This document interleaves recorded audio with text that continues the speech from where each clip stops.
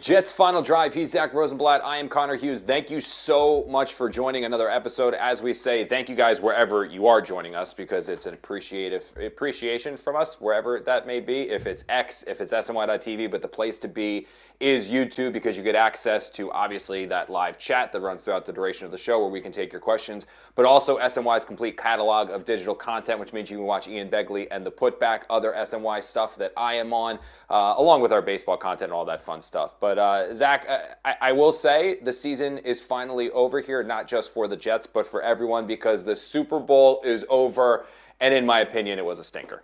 I thought it was a bad Super Bowl, I'll be honest.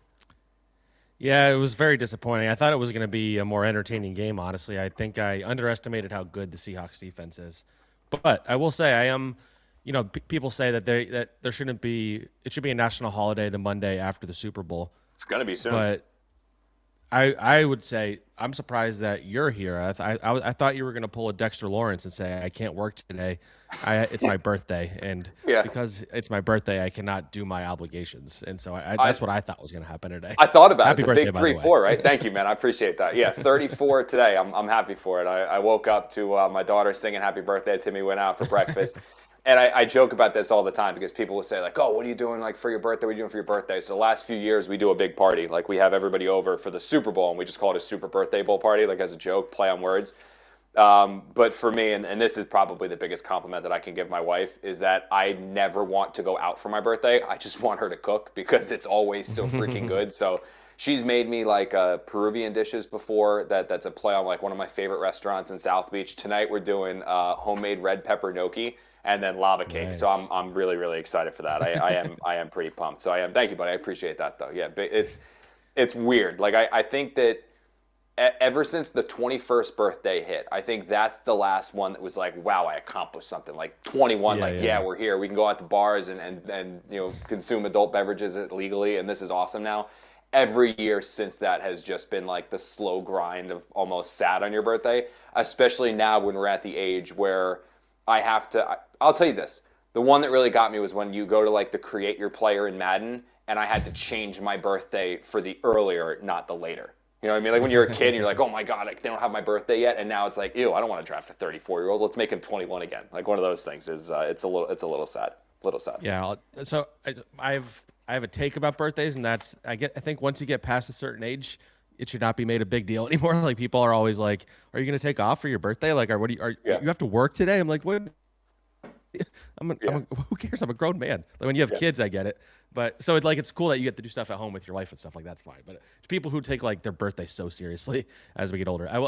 I should say that I just was told by Sam to throw this. We have a graphic about your birthday celebrating your 33rd year on this earth, actually. Oh, boy. boy. So I just want to run through some stats. Well, we did some number crunching. The producers did all this for us. All right, so we got road game cake pops for Brooke. I think 148 were consumed. Name drops of good friend Bob Saleh, 149. I didn't do this math. Sam did. Accurate, so. yeah. Interruptions of Zack mid-sentence, 176,491 and a half. I wonder what the Pretty half good. was. Correct name pronunciations of producer Sam Candell, 0.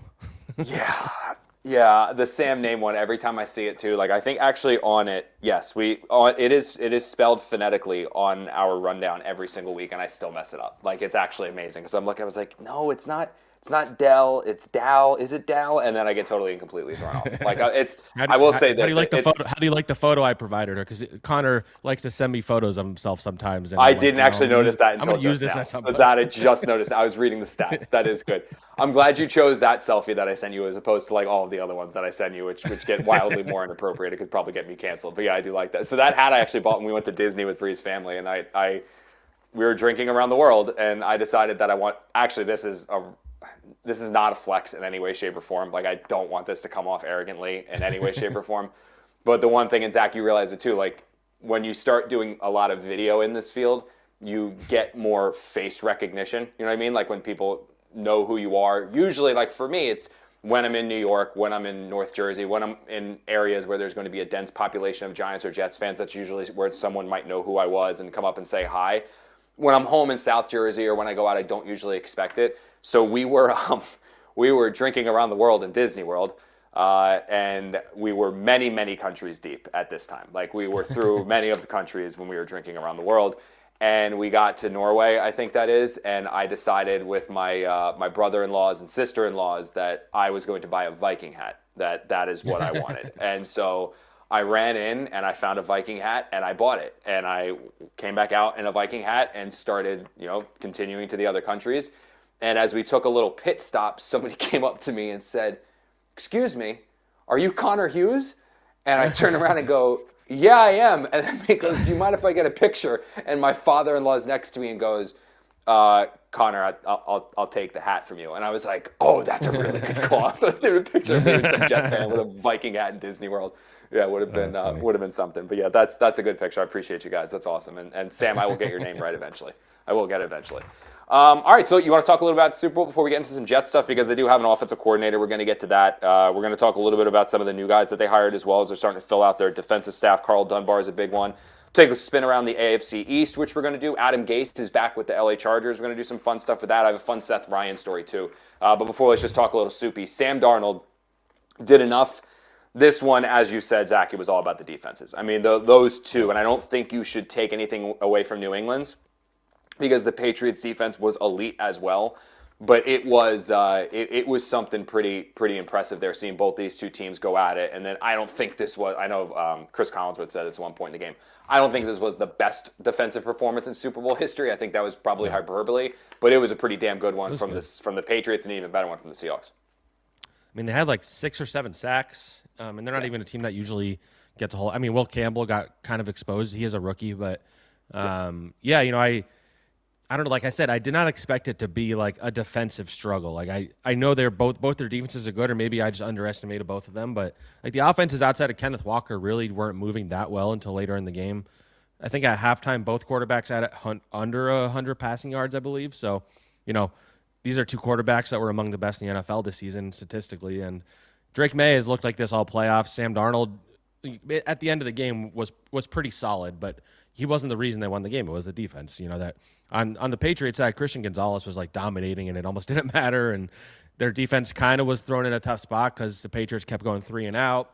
They were not scoring. They were not moving the ball.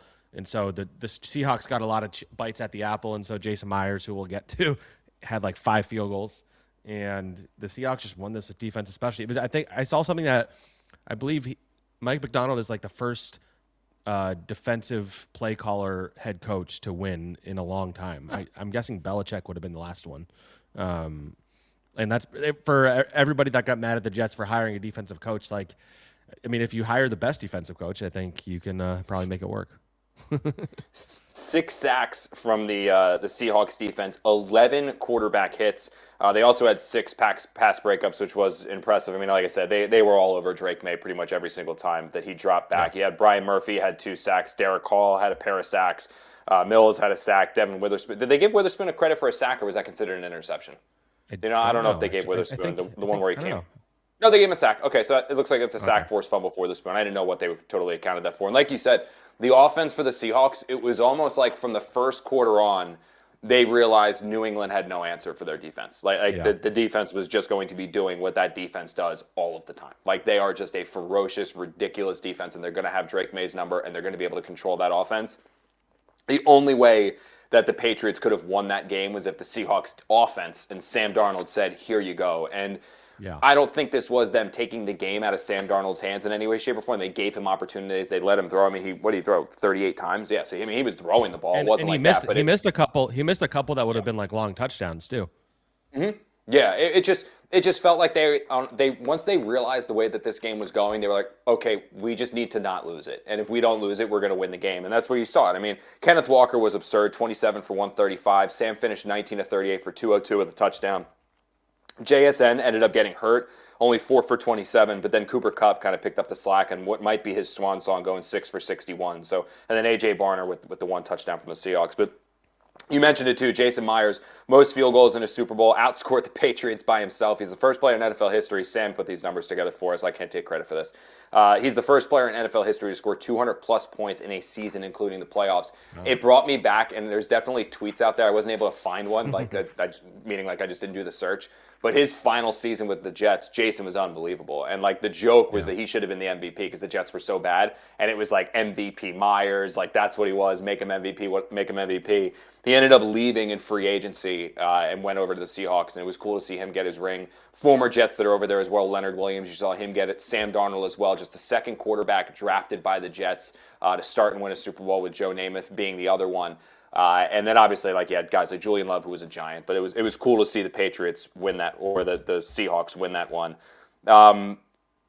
I don't know, dude. I think the only thing that stunk was that I didn't think it was a very good game. But the ghost storyline was cool to see that one get eradicated, where Sam, the ghost game, that's now over, and Sam win it. And one of the cool things, I think being a dad was a really cool moment now that I wouldn't have had appreciation for 3-4 years ago. Was Sam, I believe he was on ESPN, and he was talking, he said, I'm not an emotional person, which is true. I've never seen the guy be overly emotional. But he said, the one time I kind of felt myself was when I was talking to my parents and just how much they believed in me. And people always ask, why did I have belief in me when I was a backup in San Francisco, or when I went to Minnesota, or when I came here to Seattle? And he said it's because my parents. My parents never let me get to a point where I could let myself go. And I thought that was really cool. And like I said, you get to meet people in this field, and you get to cover people in this field where you end up knowing them on a level where you're like, man, that's a good guy. Other people you meet, other former Jets first-round picks, not so good of people, it turns out. But Sam was one of those guys that was a really, really good person, and it was cool to see him win that game, man. Yeah, I'll say, that quote you mentioned, over the course of this playoff run, it's been kind of cool watching him kind of not come out of his shell, but he just seems so much more comfortable with who he is and where he is in the NFL. And so we're not he was a bad interview per se when you guys covered him, but he wasn't someone who was going to say a whole lot or really, offer a lot of emotion about things that were happening. And he's been very honest and true to himself, throughout this week, in a week where he's getting all this attention, all this hype. It didn't really seem like it was, and maybe that should have been a sign that it was going to work out this year more than the past. It just never felt like he was fazed by any of the questions being thrown at him, any of the defenses being thrown at him. And, I think everybody kept waiting for him to have one of those Sam Darnold games where he struggles when it matters, and it just never happened. And he deserves so much credit, and he deserves all the love he's getting right now. It is I didn't cover him like you did, obviously, but even just seeing the video of him saying he's going to Disneyland, this guy standing on the stage as a Super Bowl winner, it's pretty crazy to think about. That, it wasn't that long ago he was even on the Jets. It feels like longer because he's had so many stops. But he left the year before I started on this beat, so it hasn't been that long. But yeah, really cool for him. Cool for Leonard Williams too, who we've talked about on here. Jason Myers, a lot of former Jets in this game in different ways, but Sam Darnold's a Super Bowl winning quarterback, which a lot of historically great quarterbacks in NFL history are not. So there's something to be said about that. Not to say he's better than Dan Marino, but he has a Super Bowl ring, and there's quarterbacks that just never got there. So I'll tell you what, I haven't, maybe it's out there. I haven't necessarily seen it, but I did think for a moment, because everyone's talking about the Jets got to be so mad they let Sam Darnold go. We've spent so much time talking about this. In fact, you can go back, I think, 2 or 3 episodes where we talked about in detail why the Jets decided to move on from Sam Darnold to take Zach Wilson. We're not going to rehash that again. We probably spent 5 or 6 minutes on that on an episode a couple episodes ago. Maybe we'll throw that in the bio of this show and we repost it on YouTube. But if you want that conversation, here it is. But the one other one that I thought about, because ultimately, dude, I don't think what Sam experienced here with the Seahawks was not going to happen with the Jets. Because as we said, even if they live in this world where they trade the number 2 selection to the Philadelphia Eagles, who wanted to come up, or the San Francisco 49ers, who wanted to come up, both wanted to come up for Zach Wilson.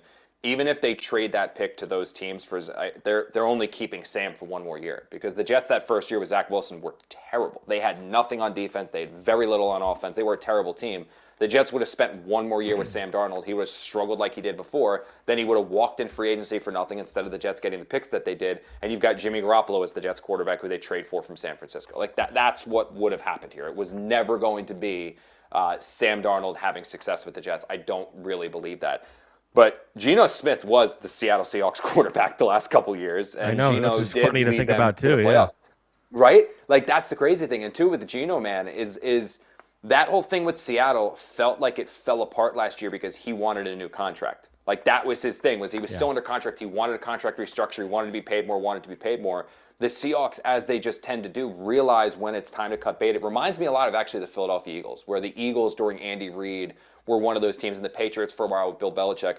They cut guys and moved on from guys a year early rather than a year late. The Seahawks are kind of in that mold. They let go of guys a year early rather than a year late. They let go of Geno right at the first time. The first year without Geno Smith, the Seahawks lift up the Lombardi Trophy with Sam Darnold, and Geno Smith's team, the Raiders, are picking first overall in the NFL draft. Obviously, the Seahawks are a much better team around Sam than what the Raiders were around that, but it was kind of interesting to see how that one unfolded. I thought of a fun activity we should do because I think everybody was waiting to see if his year with the Vikings was real, and then he came and had the season deal with the Seahawks. I'm curious where you think he falls, like if you're ranking quarterbacks in the NFL right now. So I'm going to run through some names, and you tell me if you think he's Sam. Because Sam's better than. Oh, I like this game. This is fun. Yeah, I like these games. To help determine where we think he is, because I think you have to consider him a certain level of quarterback now, obviously. Yes. So Patrick Mahomes. In my head, we'll go real quick. In my head, I would say I have him absolutely top 15, probably top 12. I don't know if I have Sam in the top 10. I think he's a very good starting quarterback. I don't know if he's elite, but let's go. Patrick Mahomes, he's better than Pat, or Pat is better than Sam. I'm sorry. Yeah. Josh Allen. I'll just keep saying him, then you stop me if you think he's better than somebody. How about that? Josh Allen, Justin Herbert, Lamar Jackson, Drake Maye. Better than May. Herbert, May, better than Matthew Stafford, no. Dak Prescott. I'm going to say no, but I'm more high on Dak than a lot of people. All right. Joe Burrow. No. Jordan Love. Yes. Trevor Lawrence. Yes. Jalen Hurts. Yes. Okay. So based on that, I would say you have him in the top 10 then, because you have him probably above. Yes. As we're going through this, I'm like, definitely. Yeah, we're definitely top 10. So he probably, just based on the last two seasons, you can make the argument he's in the 7 to 10 range already, which is pretty crazy to think about. Yeah. Pretty crazy. Yeah. There's a couple there where we could sit here and have a 5-minute argument, and I would be like, no. But I think that's the one. Dak we can argue over, Hurts we can argue over. That's fine. But you're right. He's probably right in that top 10 conversation, which is crazy because I do this all the time. My friends and I back home will have the discussions over where do you rank this guy, where do you rank this guy, and you go in with the blind number of, oh, he's top 10, oh, he's top 15, oh, he's top 12, oh, no, wait, he's top 5. And it's no, let's go over the quarterbacks then. And that's where you're oh, no, crap, you're right. He is top 7. Oh, he is top 6 or something like that. So it is fascinating. It's going to be fun to see how that one plays out. I want to see Sam do it again, but last note on this, and we're going to talk a little bit about Kenneth Walker and Breece Hall, dude. That Seahawks organization is one of those teams that is just so ridiculously well run. You got to give the credit, not only to Schneider and ownership, but also Nolan Teasley is one of those AGMs over there. There's so many people that are just they're brought up in that organization, and it always feels like the Seahawks are one of those teams that's just some variation of good, right? There's always some variation of good. I mean, think about all the ballsy moves that John Snyder has made over the last 5 years. He trades away Russell Wilson, not long after. When Russ was still viewed as top 5, Russ, what are you doing? His biggest strength is cutting bait at the right time. So he trades him away, used all those picks to help build the roster to where it is now. Geno Smith was pretty good for them, and he decides to cut bait for him and get Sam Darnold, and that is a big reason why they're in the Super Bowl. And you look at their drafts. He did an amazing job of drafting the last few years. You look at the 2022 and 23 drafts in particular, if you just go back and look at who they got, that's the core of their team right now. So I think there's an argument to be made that he's the best GM in the NFL. They obviously went a long time between Super Bowl appearances, but he's been there so long that he's gone through multiple rebuilds and got to the finish line. And so I think there's something to be said about that. He's really good at reading the tea leaves, figuring out the right time to get rid of somebody, the right time to get somebody, to buy low on somebody, things like that. And he's definitely somebody that, as you said, I'm surprised more people haven't modeled their front offices after, haven't tried to pull from their front office, because you have to correct me, but I don't know if they've had any or many people that were hired as like GMs from his staff. Like I'd have to go I don't back think and, since like, dig Idzik, deep. dude. Yeah, I think so you'd have it's to go been a back to while, Idzik. and it's crazy to think about because people are always trying to pull from Howie Roseman's staff and the Ravens staff and kind of like the same core, like 3 or 4 teams. But the Seahawks have been right all the time. So Yep. Nolan will be also, the next one. Keep an eye on that name. people, Nolan Teasley, he's going to be the next one. Like you'll see he's their AGM, and he's been a lifer with Seattle. Like he was basically an intern for them. You'll see him. He'll be the next general manager that comes out of that, and he's worthy. Like I've talked to him a bit. Like he's one of those guys you talk to him, you're like, oh, this guy gets it. Like some of those dudes, you're like, oh, he feels like one of those dudes. Like, oh, you're going to be something someday. He's one of those guys where I'd keep an eye on him. He's big. Dude, so I just looked it up with Geno, like cutting at the right time, because I knew he was good last year, but like, dude, he went 10-7 as a starter for the Seahawks last season. Yep. He completed 70.4% of his passes and threw for 4,300 yards. That was Geno Smith last year with the Seahawks. 21 touchdowns, 15 interceptions, so still a lot of picks. But the guy was 10-7. And you just trade him. And it's like, dude, I thought he was pretty good. He just wanted new money. They go and get Sam Darnold. And I remember actually talking to somebody over in Seattle when they got Sam. At like this was midway through this past season when the Seahawks were pretty good. Like they were rolling with Sam. And I said to him, I was like, dude, I'm going to be totally honest. Like when you guys traded for him, I had no idea what you were doing. I thought, or signed him, I'm sorry. Like didn't trade, signed for him. Signed him. I was like, I thought you made a mistake. I thought Sam, when he was outside Kevin O'Connell, was going to be a disaster. I didn't think he'd go through his. Like I thought it was not going to work. Like I was so wrong. And he said, he goes, dude, when we were evaluating him and we were putting it together, we still viewed Sam as an ascending player. Like we saw what he did with the Vikings was the baseline of what he's capable of, and he could still get better. And like through their analytics and through their department and their pro scouting, they saw him still as an ascending player who could reach new heights. Like they didn't view this as, oh, we're getting rid of Geno, we're bringing in somebody who's like Geno. They saw it as, let's get somebody younger who's going to keep getting better, and they were right. I mean, they were 100% right. yeah, Crazy, 70%, 10-7. Just like, okay, he's out. Just like Russ, literally just like Russ. And Geno bottomed out, and so did Russ Wilson. Yeah. I was about to say the other thing they did that was ballsy was firing Pete Carroll, who hadn't even had a losing season in like however many years. Yeah. And you replace him with a first-time head coach. That works out. They fired their OC after 1 year, Mike McDonald, and they hire Clint Kubiak. They're probably not in the Super Bowl without that. So they just like made so many of the right moves and got off the right mistakes like across the board. And that's how you wind up being the Super Bowl at the end of the day. And I think it was pretty clear to me at the end, especially with how that Super Bowl went, that I think it was always going to be an NFC team was going to win it all. It just feels like the NFC was so much more loaded, whereas the AFC didn't have Patrick Mahomes, didn't have Joe Burrow, didn't have Lamar Jackson in the playoffs, and the Broncos, I think, were kind of like a hit or miss team. They won a lot of their games, but nobody felt great about the Broncos going into the playoffs. And so I think the Seahawks getting through the NFC was the challenging part, and then beating the Patriots clearly was not that hard for them. So, In the Rams game, it felt like the Rams was the Super Bowl, in my opinion. Yeah, exactly. Like if we were actually going by like who the two best teams were, it felt like the Rams game was the Super Bowl. 2 real quick points here, Zach, and then we're going to move on. Just some fun Super Bowl stuff we're going to do, just an overall like rapid fire recap. Kenneth Walker, Super Bowl MVP, like we said, ridiculous game, 27-135. First Super Bowl MVP though without a touchdown, which is the 5th offensive MVP in Super Bowl history. Kenneth Walker is again another Sam stat. We need a graphic. Corey's on our graphics. Corey Palmer's our graphics guy. We need a Sam stats graphic here because I cannot take credit for this. I don't want to keep reading this and people think I'm smart. Sam found this stat for us. 5th offensive MVP in Super Bowl history who did not account for a touchdown, scoring or throwing. He is going to be a free agent. I talked to a source, very well high-profile NFL agent I actually spoke with, and was going through a handful of free agents that I was curious what their values were going to be.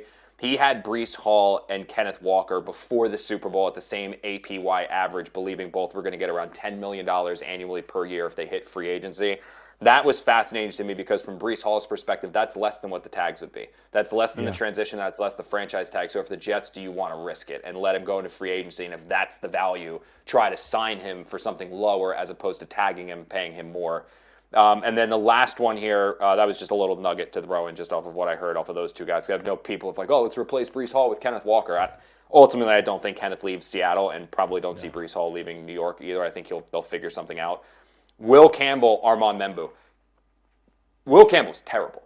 I mean, awful. 13 pressures, was it? I think I saw. So 13 pressures he allowed in the Super Bowl. Also ridiculous that he then, a rookie, no commented reporters after the game. So some form of accountability. You were terrible, and you can make the argument that he borderline cost them that game. For him to then not comment to reporters after is absolutely ridiculous, and he should be getting skewered. It seems like he is, but he should be getting skewered even more than what he is. Membou was the other major tackle they could have drafted. The Jets ended up with him. I looked up these stats, Zack. Armand Membou from the third. So again, Campbell had 13 pressures in the Super Bowl. Armand Membou averaged 1.7 pressures per game. He never once had more than five. These are per Pro Football Focus. Never once had more than 5 pressures in a game. And from weeks 8 through 18, he allowed a total of 13 pressures. So Will Campbell in the Super Bowl, 13 pressures. Armand Membou's week 8 through 13, or 8 through 18, 13 pressures in those weeks combined. That's ridiculous. Yeah, great. I mean, I'd say Will Campbell, I don't think this means he's necessarily going to be terrible forever. He's a rookie who had to play in the Super Bowl, and they attacked him, and they won those battles. Membou, I think, clearly is a better player right now. I don't know.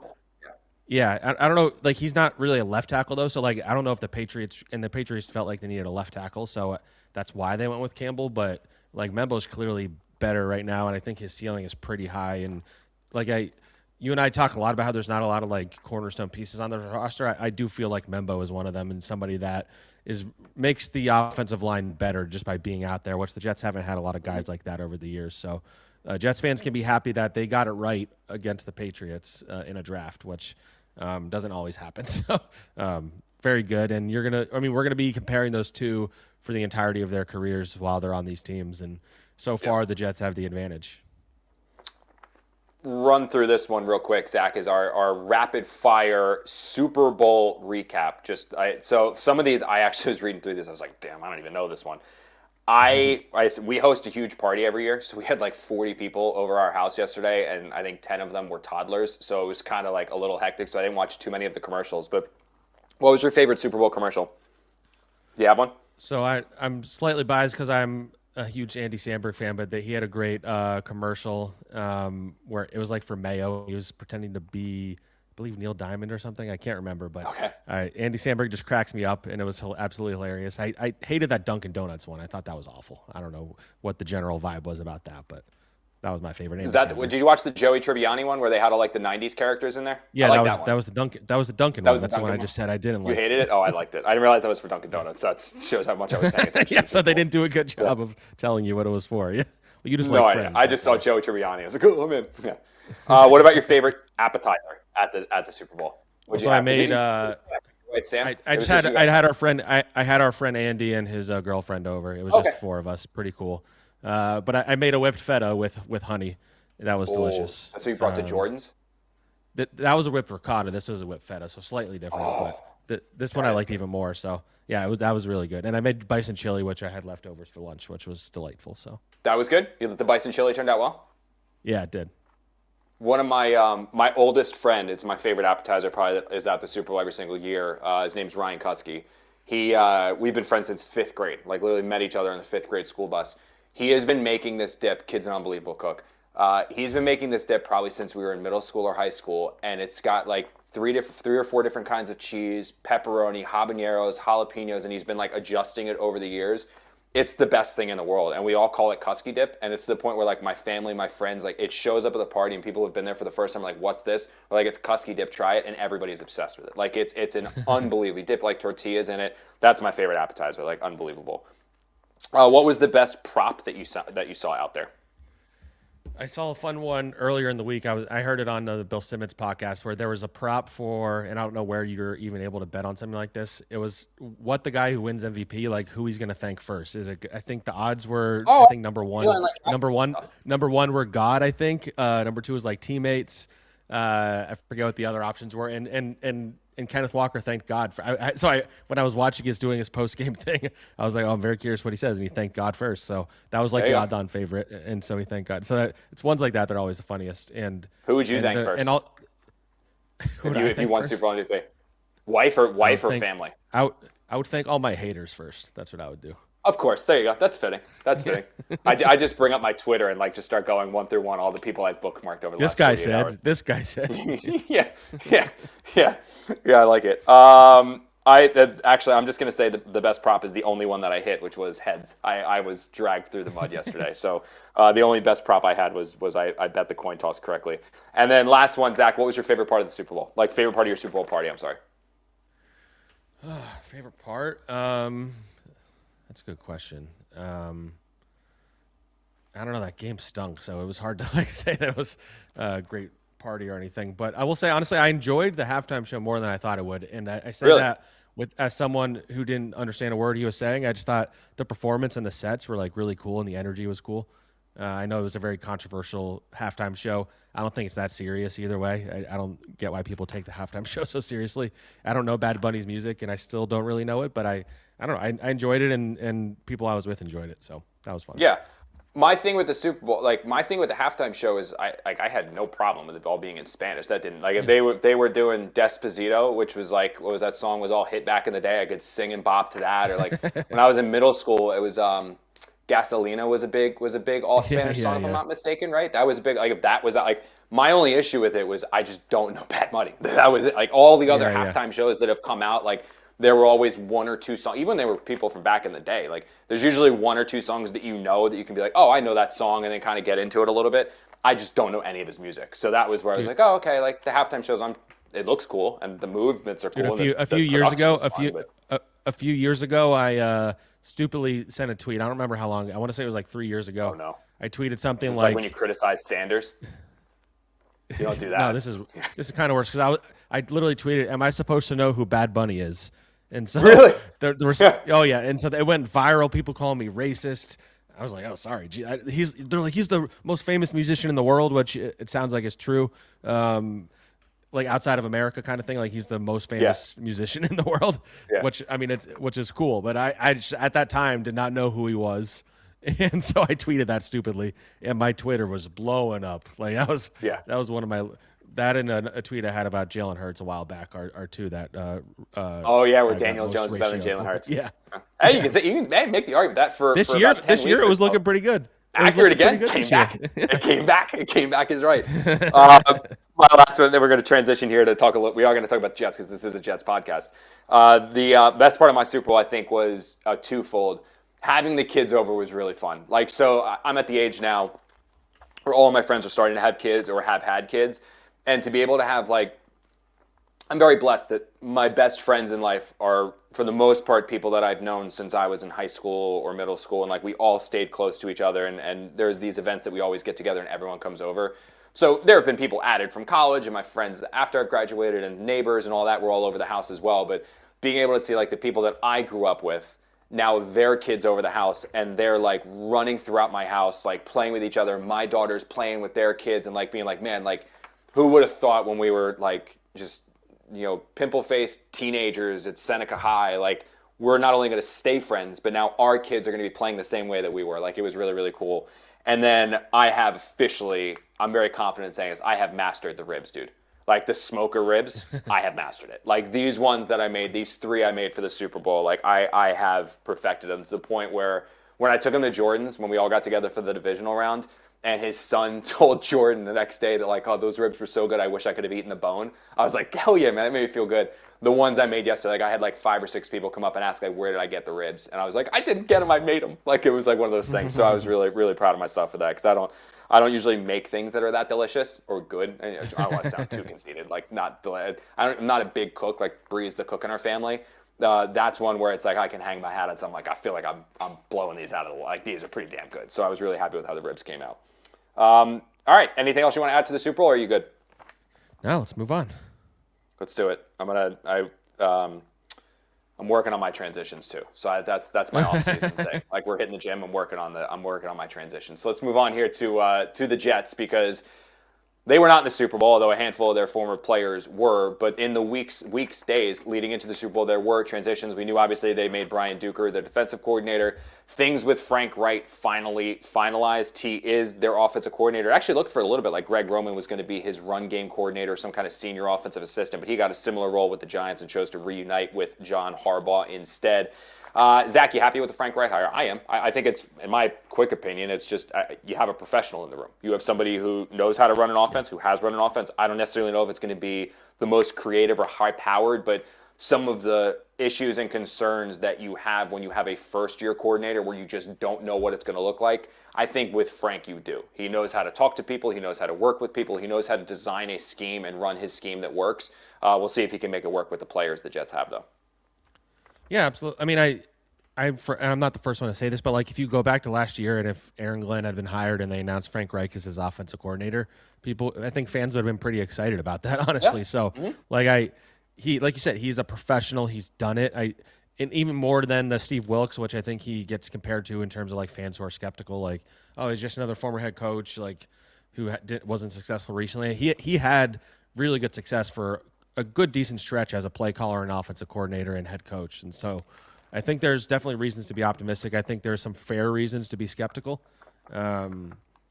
The lack of, he hasn't been in the NFL in a couple of years, which not being in the NFL for a couple of years is like a lifetime. Like that's not ideal. Like a lot changes over time in the NFL.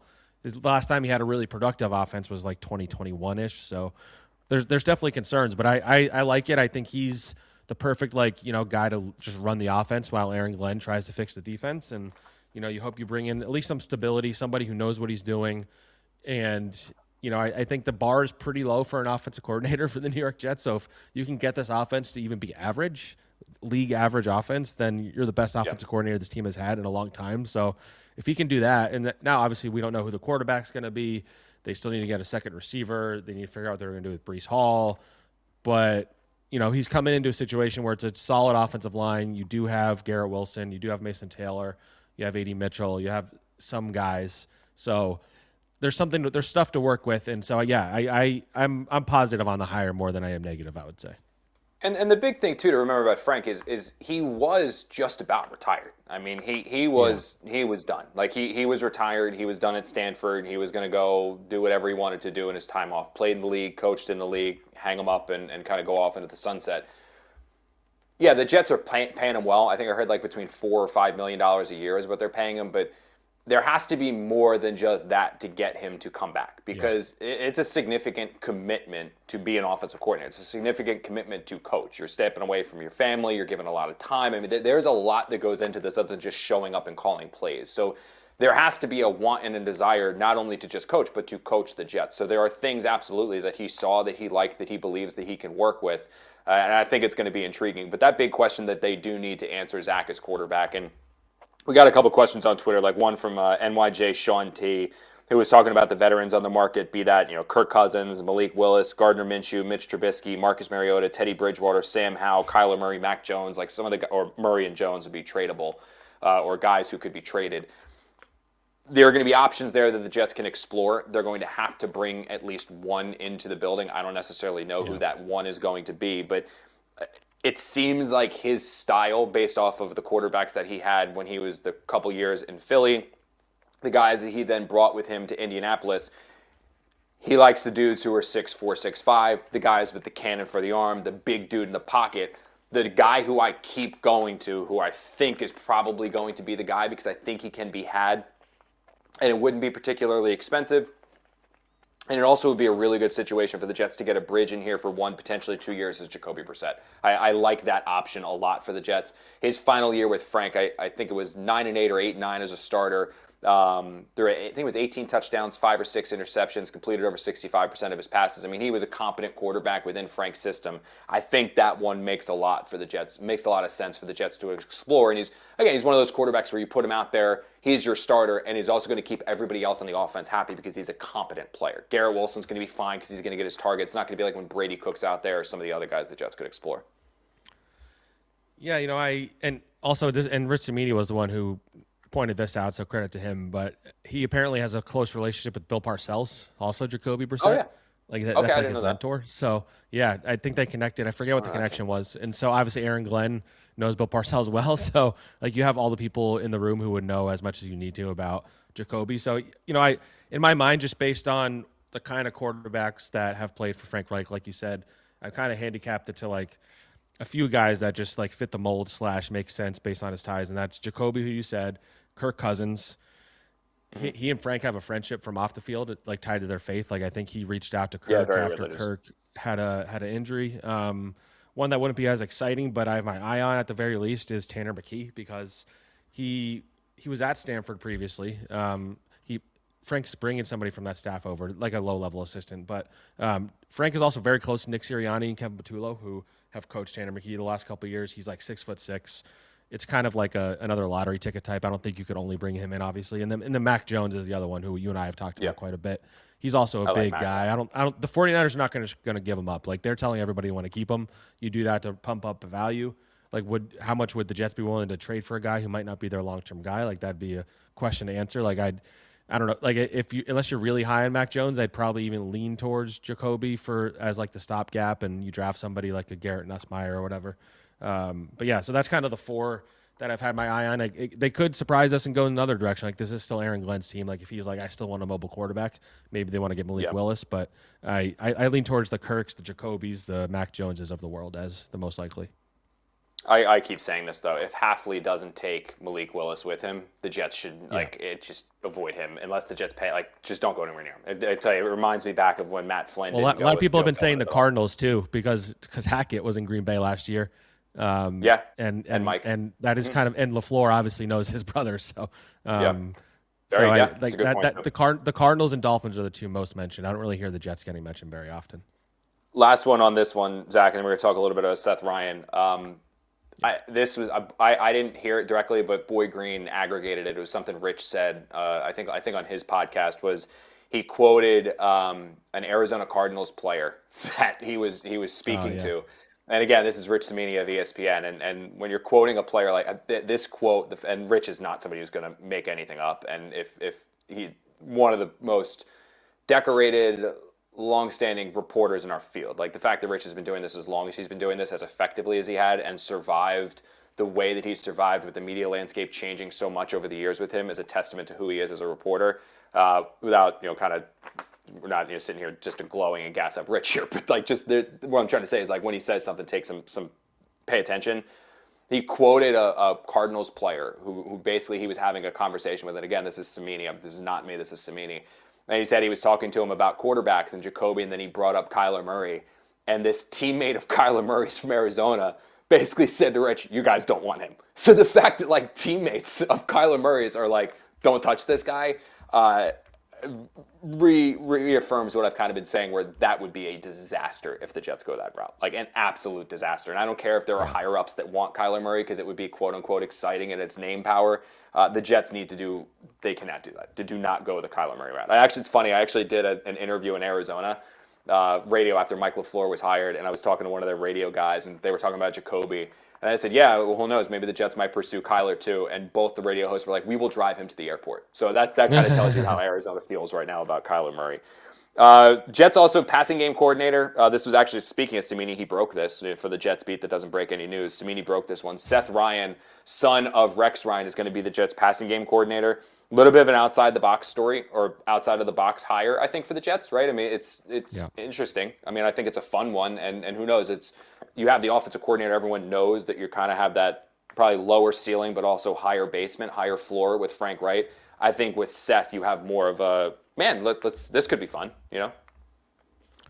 Yeah, I mean, he's making a pretty big jump coaching wise. He's going from assistant tight ends coach to passing game coordinator, which isn't nothing. So, they clearly, Aaron Glenn obviously worked with them in Detroit from 21 through 24. The entire time he was there, Aaron Glenn worked with Seth Ryan.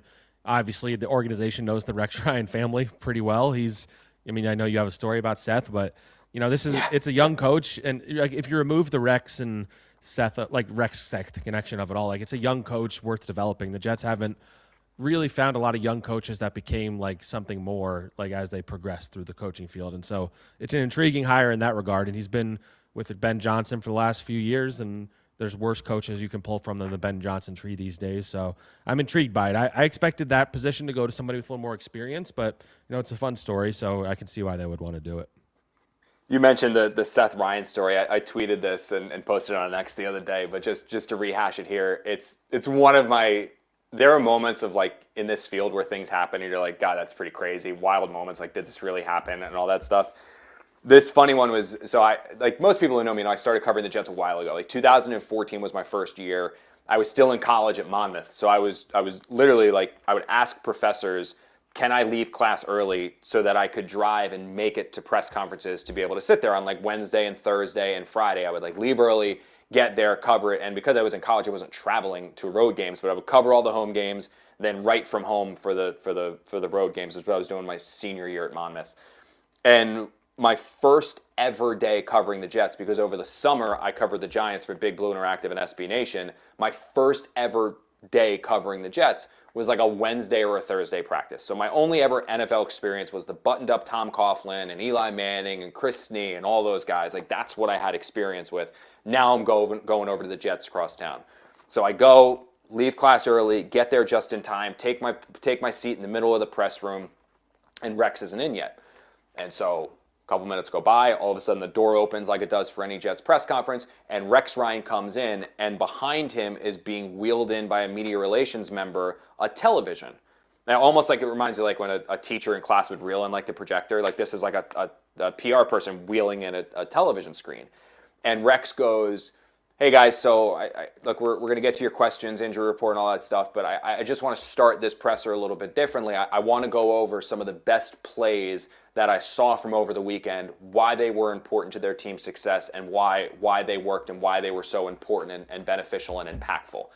And I'm sitting there again, I'm 20-something years old, first ever press conference with Rex. I'm like, holy crap, this is going to be awesome. Like this is an NFL head coach who's not going to break down film for us, like just to explain why things didn't work. And I'm like, wow, we're not in Kansas anymore. Like this ain't East Rutherford. Like they do things different here at Florham Park. All of a sudden, Rex flips on the TV, and it's a point after attempt from a Clemson blowout victory. And he's going on and on and on about how great the holder is and how look at his technique and look at the way he places the ball, no laces, like every detail that you could never imagine from a holder. Who was that holder? It was Seth Ryan, his son. And the whole meeting burst out laughing and all that stuff. And I'm sitting there, I was like, man, that is Rex Ryan. That's who he was. Like the guy was a performer. That's who Rex was. He was a performer. And I will never forget that. Because like, again, I'm 20-something years old, first ever press conference with Rex, bunch of people I don't know. And I'm sitting there like, wow. And then this happens. And I'm like, is this normal? And I think I talked to like Dom Constantino. He used to cover the Jets for NJ.com. And he goes, you know, with Rex, you never totally know what you're going to get. Like you never, like there was the one, like Kaz talks about it, the one training camp every year, or the one training camp practice, he took a seat in the stands and he put Costello up at the podium during training camp where they used to have I was like, you do the presser, I'm not doing it. Everyone asked Kaz questions. It was pretty cool. Other than that, Zach, there's still positions, obviously, they need to fill on offense. Do you have anything to add or just any rumors, anything like that? Yeah, I mean, they need the QB coach position. It might have been filled. It hasn't leaked out yet. I'd heard they were interested in Parks Frazier, who has a lot of history with Frank Reich, but Seth Ryan getting the passing game coordinator, I would have thought that would have been Parks' job. So we'll see. He could still be the QB coach. But I mean, Frank Reich was like the officiant at Parks' wedding, and he was on his staff in Indianapolis, and he was in Philly last year. And then on defense, I reported Ryan Slowick they hired. Well, you broke news. To be, yeah, you did that? Yeah. I okay. Did. I just wanted to make sure because I all the people who said you don't break news, I wasn't sure if they noticed that one. Well, a certain national person didn't credit me with it, but whatever, you know. But yeah, they hired him. I was told defensive passing game coordinator. I know he at least is going to be coaching the safeties and a part of the passing game plan. I don't know what his exact title is going to be. I guess we'll find that out. I was told passing game coordinator, so we'll see. He's Bobby Slowick's brother. He's viewed as a kind of a rising coach, and he was on Anthony Weaver's staff, and obviously Brian Duker as well. So I'm sure Brian Duker brought him over. And they also hired Carl. This was the best hire that I think they've made so far is Carl Dunbar, defensive line coach. He was with the Jets in 2012 to 14. Coached like Sheldon Richardson and Muhammad Wilkerson, and did a really good job. And then he was with the Steelers for like 8 years. Which there's something to be said about Mike Tomlin really trusting you, and he helped develop T.J. Watt and what's his name, Casey Hayward. Casey Hayward, who's referred to him as like the reason why he's as good as he is. So that was a really good hire, especially because the D-line coach last year obviously didn't really connect with this group, and the D-line was a really, really big disappointment last year. So, bringing him in, bringing in Duker, I'm starting to wonder if this is going to be like a 3-4 style defense, which is going to be interesting because that's kind of how they've played it off, edge rushers, and that would kind of help dictate maybe who they would get at number 2, whether it's David Bailey, Bain, or Arvell Reese. Like I think their scheme obviously will play a big part of that. And so Dunbar was an interesting one to me that they hired. With the way that some of these like former Jets and Giants have been like getting rings lately, by the way, because we're going to pivot here to something just a little bit around the league. After 5 years, I totally lost train of thought here, but Saquon, Sam, Adam Gase winning a ring with the LA Chargers would probably be the next thing on the list, because after 5 years out of the NFL, Adam is back. He's getting the passing game coordinator job with the LA Chargers. Actually got a chance to speak to him today because he's been in Miami, living there, raising his kids, like to now get back into it. And from what I understand, it was just the itch. Like he's been consulting with teams and having like little jobs to help here and there. But I think seeing his kids grow for the last 5 years, getting a chance to really be involved with them was great for him. And now there's an opportunity to get back in the NFL. And it's a really stable organization where Jim Harbaugh is going to be over there, so you know they're going to be pretty good. You're going to be working with an elite level quarterback in Justin Herbert. And there's an opportunity there where if Mike McDaniel gets a head coaching job after a season or after 2 seasons, Adam could very well be in line to be the next offensive coordinator of the Chargers. And I sent this tweet out the other day, Zach, I think yesterday, where if this is accurate and it moves forward and moves through, like I'm really happy for Adam. And Jet fans immediately jumped down my throat and got really, really upset about that. I stress this all the time, that one of the benefits of this job, and I'm not talking about sources or breaking news, because I can be honest with you, in my 2 years covering Adam, he never gave me a break. I never got a break from Adam. He was just a really good person. Like, that's what he was. And when you get to know these people on a personal level, aside from just professional, you root for them and you pull for them. And things went really bad for Adam with the Jets. Things did not work for Adam and the Jets. He did not deserve a third year. He played a role in some of their failures and their dysfunction, but there was also a lot of things that were out of his control. Mike McCagnon was not a very good general manager. He never really worked with Joe Douglas. There was issues at the quarterback position with Sam where they started him a little too early and it didn't work. There was certainly not a lot of talent on the roster that he had to work with, but I am happy that he is getting another opportunity here. And I'm happy to have him back in the NFL. And I'm excited to see what he can do, because I don't necessarily know if Adam is head coach material. I don't really think that he is. But he is one of those guys who is an X's and O's dude. And I do believe that he didn't forget how to coach the way that offense was schemed up with Peyton Manning. Like, I think he does still have the ability to be a pretty good offensive coordinator in the NFL and design some really cool things on offense.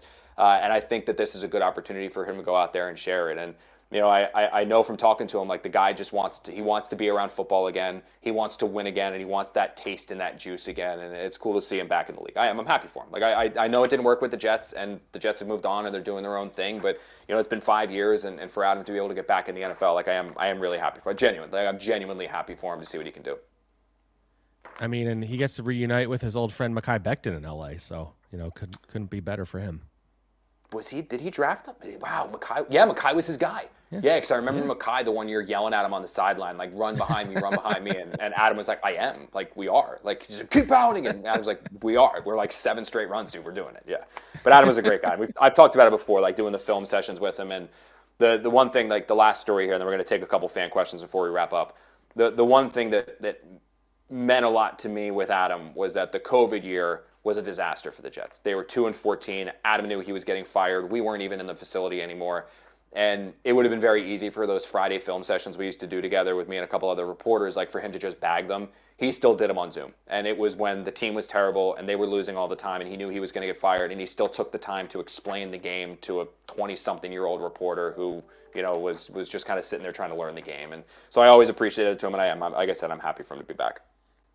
All right, questions here, Zach? You want to pivot to some questions? Yeah, let's do it. Cool. We'll do these a little bit quicker. This is from Joseph Newman. I'm sorry, not Josh Newman. Joseph Newman. Who is a must-sign free agent this offseason that would be a big team builder, game changer for the Jets? Big team builder, game changer. It's kind of an obvious one, but and you and I have talked about this topic a bunch. Like, I think that they need to bring in somebody who has played for Aaron Glenn before to help establish what he's looking for in his culture.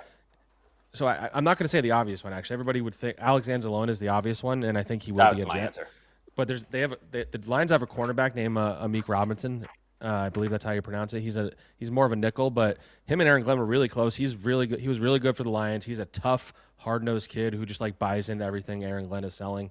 I talked to him when I did that Aaron Glenn story last year, and while I like Jarvis Brownlee, I don't think you can like 100% lock him into a starting job. If you can upgrade a corner and bring in somebody who knows what Aaron Glenn is looking for, like I would keep an eye on him because from what I've been told, like they are going to actively trying to bring in guys who know what Aaron Glenn is about. And so I think you look at guys like Anzalone and Amik Robertson.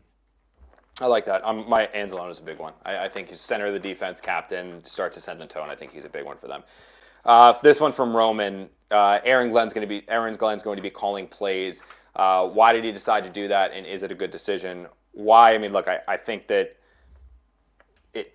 we're not going to know until we talk to him at the NFL Combine why, because it wasn't originally the plan. Like we know that. I'm curious if he'll tell the truth. There's a chance that like Aaron Glenn just lies to us in Indianapolis and says, I was going to call plays the whole time. I don't know what you guys are talking about. This is not accurate. You guys didn't hear that from me. I wanted to call plays. Like, there's a good chance that he just fibs and just it's not the truth. But I know from talking to people that interviewed for the Jets defensive coordinator job that it was not originally the plan for him to call plays. And it wasn't until shortly after he got back from Florida that it changed that he was going to be calling plays. And he let Wink know, like, yeah, you can cut, but I'm going to be the one calling plays. I think we should answer this way, that this could very well be the last year that Aaron Glenn's on the sideline. And if you're going to go down, why don't you go down swinging with what you conceivably know how to do, which is call a defense? I mean, he is getting a lot of money. Like, the Jets are paying him close to $12 million a year. I kind of think in the same lines. Like, if you're getting $12 million a year, why should you have to pay another $5 million for someone else to fix the defense? Like, why don't you go and you see what Aaron Glenn can do? So he's going to get somebody that he knows and Duke are in there to help him with the scheme, but he's going to have Frank Reich basically as the head coach of the offense, and then you're going to have Aaron Glenn taking over things defensively. And we'll see if it works, because I'll be honest with you, dude, I kind of have a little bit of doubt just because they weren't super successful and good in Detroit, but we'll see how it ends up now. Yeah, I mean, I think this was the right move ultimately. So I think we'll see what he's made of this year, and we'll see if he can do a better job of developing these guys than he did last year. He did a good job in Detroit of that. So, it's all on you now, Aaron Glenn. So this is what you got to do. There we go. Last one before we wrap up here, Zach, and end the show. You want to do wake up. Wake up from your nap. Apparently I have a 3 o'clock alarm, yeah. Last show's over. That's it. Time over. You want to do a Super Bowl pick for next year? And then we can clip this and see how terribly wrong we are? Yeah, I thought it would be a fun activity to look at, like, now as opposed to like after we see how the offseason play out. So I went, the AFC is so hard to predict because it's like so wide open, it feels like. So I went Baltimore. I think new coach, infusion of that. You already have the talent on the roster. They hired from Ben Johnson's tree, offensive coordinator Declan Doyle. So I went Ravens. And I was thinking, it feels like we're due for a team that has struggled for a long time breaking through. So I went with the Bears. I think they attacked the offseason.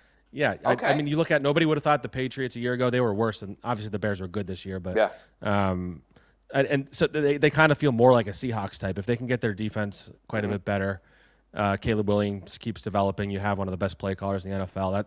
The other one I thought of was San Francisco if they get healthy and all that, but I went Chicago. I selfishly wanted to go Titans versus Cardinals just for the Robert Saleh, Michael LaFleur Bowl. Not that I like either of those two guys in any way, shape, or form. I think they're both total a-holes, but yeah, I hate them. But no, I'm going to go with the Buffalo Bills. I think that this will be the year for Josh. Now, I was actually looking at stuff because there's $7 million over the salary cap at the moment, and they really don't have very many ways to get underneath it, because even guys like Dawkins and Josh Allen only have base salaries of like $16 and $17 million. So it's not like you have the dude with like a $30 million base salary that you can restructure and get, $20 million back in salary cap space. They're going to have to get very creative to figure out how to free money. And when I watch that team, it always feels like it's Josh Allen trying to just be Superman and figure things out with guys that aren't necessarily all that great around him. Like, the defense, I don't think is very good. His receivers are not very good. I'm not totally sure, but maybe Joe Brady coming back. I have my doubts, but if I was picking one, I think this is the year Josh gets through. Like, he's also running out of time. Like, we're getting to the point where, like, especially a big physical dude who relies on his athleticism, there's only so many years that Josh Allen's going to have left before those hits start taking their toll. I think this might be the year for him. And then the NFC team, I had the Rams. I think that this is going to be Matt Stafford's last year. He's coming back. I think this is the year where the Rams get through as well. I think that they get through, and it's Bills versus Rams, and I think the Rams beat the Bills. I think Matt Stafford wins it, and then he retires, and that's the end for Matt Stafford. Because that Rams team, dude, 2 years ago, they lost to the Eagles barely, and the Eagles win the Super Bowl. And if it wasn't for Jalen Carter coming through, like there's a wide open guy there for a touchdown, the Rams win. They're probably going to the Super Bowl 2 years ago. This past year, they've got, wasn't it 4th and 1, or they had a 4th and goal at the 1 yard line, and the incompletion with the guys not open or whatever, and they lose to the Seahawks. They beat the Seahawks there in the Super Bowl. I'll be honest with you, I think the Rams beat the hell out of the Patriots the same way. So that's a really good team. They're coached really, really well. I don't totally know how they're going to mask the loss of Mike LaFleur to that coaching staff, but maybe Sean McVay finds a way. But I think it'll be Bills-Rams. I think that's my way, way, way too early Super Bowl pick for next year is Bills versus Rams. With Rams winning. That's good. Yeah. The Rams are a good call. They would probably be the other team if I wasn't picking the Bears, just because I'm trying to like throw something different here. I like that. I like that. But yeah, that's a funky one. So there you go. Yeah, it's funky. I've unfortunately with the Bears is I have a feeling like Caleb Williams is gonna. I felt that way about Sam. He'll either go that way or he'll go the other way. Like there's not going to be any in between. Like he's going to be correct a top 10 quarterback, or he's going to be like, oh no, they need a quarterback. So yeah. I don't know. I will say this. I haven't looked at the comment section, and Sam hasn't gotten in my ear yet. But I don't know if we had anybody else in the comment section getting you all boosting your ego, talking about your muscles like we had last week. I will bring that up because I know that we talked about that off air. I didn't wear a muscle shirt today. I should have worn a muscle shirt to get more confidence. Yeah, but you did go to the gym this morning. You sent that in our group chat. All right, Sam just popped into my ear. There were no comments about you today, so we're very happy that no one was talking about how swole Zack. I'm gonna show more skin next week. So get ready, guys. Yeah, you went to in our one group chat with some other people when you said you went to the gym this morning. I was like, I know what you're trying to do. You're trying to juice the comment section for yourself. All right, that's gonna do it for this episode of JFD. We thank you guys so much for tuning in, as you do every single week. It was a total blast. We're gonna be back with you next week at some point. I don't know the total day. I'm actually taking a little mini baby moon with Bree and Brooke. We haven't gone away just the three of us yet, so we're gonna go down to Miami. Really excited about that. Escape this ridiculous cold and try to get some weather. Brooke keeps saying, she's been saying this, like my daughter's been saying this over and over, dude, for like a week now, that she just wants to go swimming.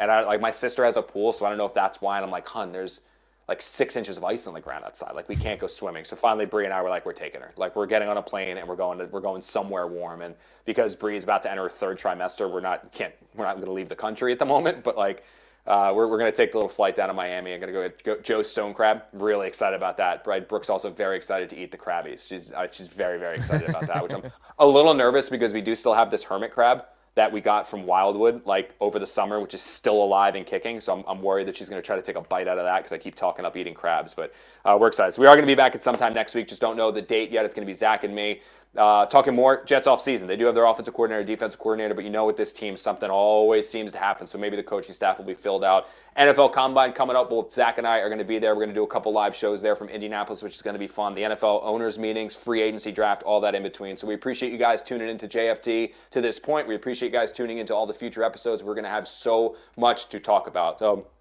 real quick, appreciate anywhere you guys are watching us. If you are on SNY and watching us there, make sure you subscribe to SNY's channel because aside from Jets' final drive, you're also going to get access to the Putback with Ian Begley as the Knicks are absolutely rolled off what was like 8 straight wins before they sat Cat and OG and then had to lost a game, but still Knicks rolling, just beat the Celtics on Super Bowl Sunday. Hell yeah, New York.